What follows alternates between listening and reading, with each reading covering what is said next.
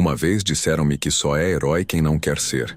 A pessoa que enfrenta o perigo com gosto jamais será um herói de verdade, pois falta-lhe o principal requisito do heroísmo, a superação do medo. Concordo em parte. Por mais atração que se sinta pela aventura, pelo desconhecido, pelo arriscado, em algum momento o coração dispara. O suor empapa nossas roupas e temos de decidir se lutamos ou fugimos. Mas o fato é que o homem a quem ocorreu o fato singular que ora lhes apresento não tinha qualquer vontade de se tornar herói. E, se houvesse se apercebido do perigo que corria, com certeza não teria se tornado.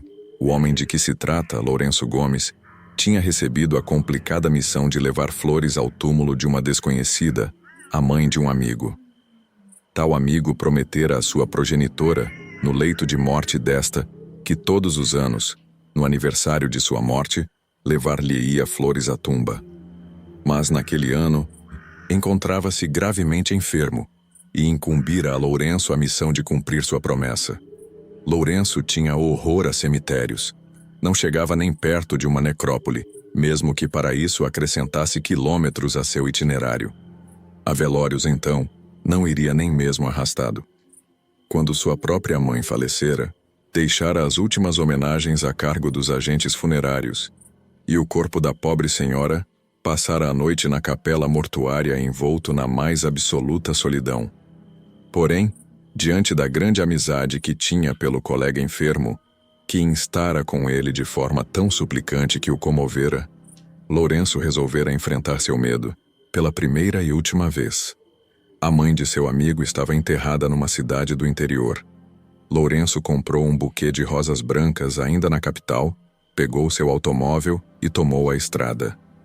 O cemitério, segundo lhe dissera seu amigo, ficava pouco antes da entrada principal da cidade. Quando localizou a estrada certa, não lhe foi difícil encontrá-lo. Todavia perdera muito tempo confundindo-se com as estradas do interior e cruzou os portões do lugar perto da hora do pôr do sol. A todo instante consultava o relógio de pulso. Sentia sua cabeça latejar. Uma náusea lhe embrulhava o estômago. E o que mais desejava neste mundo era cumprir rapidamente sua missão e sair depressa daquele local que tanto o apavorava. Não conseguia, porém, encontrar o túmulo da mãe de seu amigo. Perdeu-se pelo meio das tumbas, cada vez mais assustado. À medida que o sol mergulhava no horizonte, sua tensão aumentava. Teve a impressão de ouvir gemidos fúnebres, de ver sombras rastejando por entre os mausoléus. E, consequentemente, teve ímpetos de largar as flores por ali mesmo e de sair correndo, tão rápido quanto suas pernas lhe permitissem. Mas a fidelidade ao amigo e o tom de desespero com que este o fizera prometer que cumpriria seu voto, o mantiveram no cemitério, apesar de sua angústia crescente. Todavia, o que mais o aterrorizava era justamente sentir-se só, o único vivo diante das moradias dos cadáveres, diante dos esconderijos das temidas almas do outro mundo. Enfim, ouviu o barulho de uma pá batendo no chão. Olhou em volta e enxergou, à luz dos últimos raios solares, a figura de um coveiro, cavando uma sepultura. Respirou fundo, sentindo como se o calor lhe voltasse, e aproximou-se do funcionário do cemitério, extremamente aliviado por haver se deparado com outra viva alma por ali. "Boa tarde, amigo", disse com voz ainda trêmula.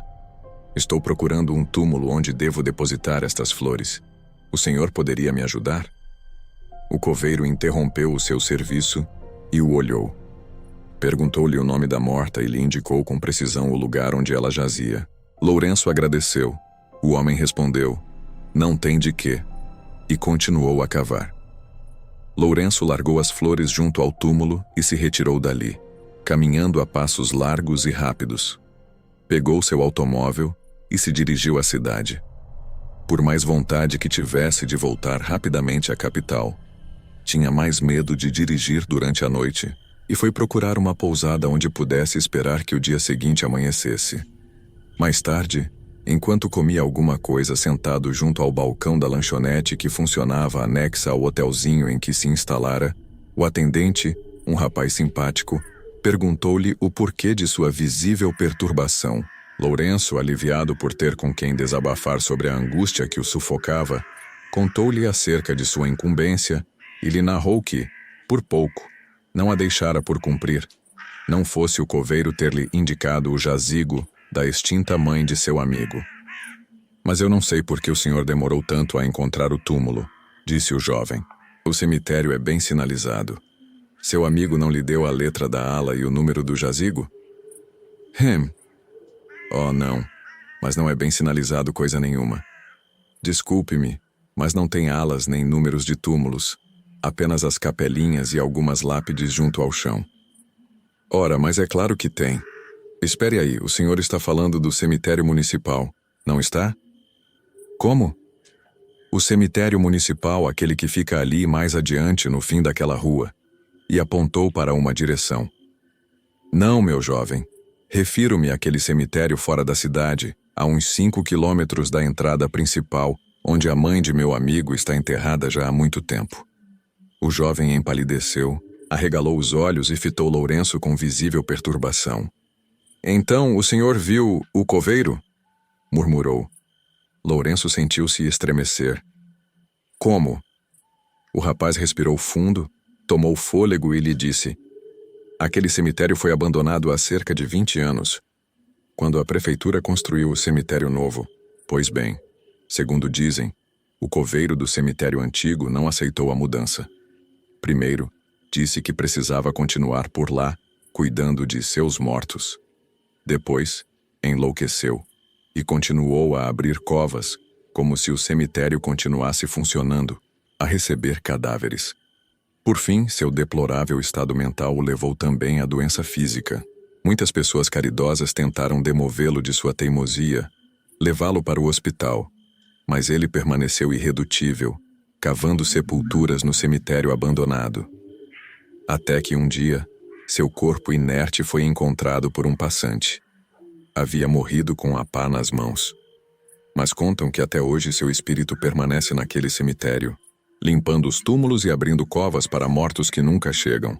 E dizem mesmo que não raro, quando alguém desta cidade desaparece sem deixar vestígios, foi o coveiro que o enterrou, vivo, numa das covas que abre, para manter funcionando o que considera o seu cemitério. Não preciso dizer que Lourenço necessitou de cuidados médicos quando soube que tinha visto um fantasma. Também não preciso dizer que ele muito se esforçou para encontrar uma explicação racional para o ocorrido. Finalmente, convenceu-se de que não fora o coveiro que vira, mas alguém por quem o havia tomado. Talvez outra pessoa que estivesse no local de passagem, prestando homenagens a seus mortos, embora não conseguisse explicar o fato de esse alguém estar ali justamente abrindo uma cova. O fato é que Lourenço acabou por se recuperar do susto, mas jura que nunca mais tornará a entrar num campo santo. E jura-o com tanta ênfase que temo que, nem mesmo depois de morto, o cimento que lhe feche a tumba será capaz de segurá-lo dentro dos portões de um cemitério. A história de Lourenço Gomes tornou-se uma espécie de lenda na pequena cidade. O coveiro fantasma ganhou nova vida nas conversas de fim de tarde e nos causos contados pelos mais velhos. Para Lourenço, entretanto, aquilo não era uma simples história. Era uma ferida que preferia manter fechada. Mas o destino tem um jeito estranho de forçar portas trancadas. 3 anos depois daquele evento, Lourenço recebeu uma carta inesperada. Era de Eduardo, o amigo para quem ele havia levado as flores. O tom da mensagem era urgente e carregado de mistério. Lourenço, preciso falar com você. Venha à minha casa o mais rápido possível. Há algo que você precisa saber. Intrigado, e talvez ainda culpado por ter negligenciado a amizade nos anos seguintes, Lourenço dirigiu-se até a casa de Eduardo, agora recuperado da enfermidade que o acometera antes. Lá, encontrou o amigo abatido, com olheiras profundas e uma expressão de inquietação que Lourenço nunca havia visto. Eduardo, o que está acontecendo? Recebi sua carta e vim assim que pude. Eduardo hesitou por um momento, como se buscasse coragem para falar. Lembra-se do cemitério onde minha mãe está enterrada? Aquele antigo fora da cidade? Lourenço gelou. Como poderia esquecer? Respondeu tentando esconder o tremor na voz. Tenho certeza de que você se encontrou com ele, o coveiro. Lourenço engoliu seco. Foi um engano, Eduardo. Já disse a mim mesmo centenas de vezes que devia ser outra pessoa. Eduardo balançou a cabeça, os olhos fixos no amigo. Não foi um engano. E eu posso provar. Ele retirou de uma gaveta um velho diário de capa de couro, desgastado pelo tempo. Este diário pertenceu ao próprio coveiro. Lourenço olhou para o objeto como se este fosse uma serpente venenosa.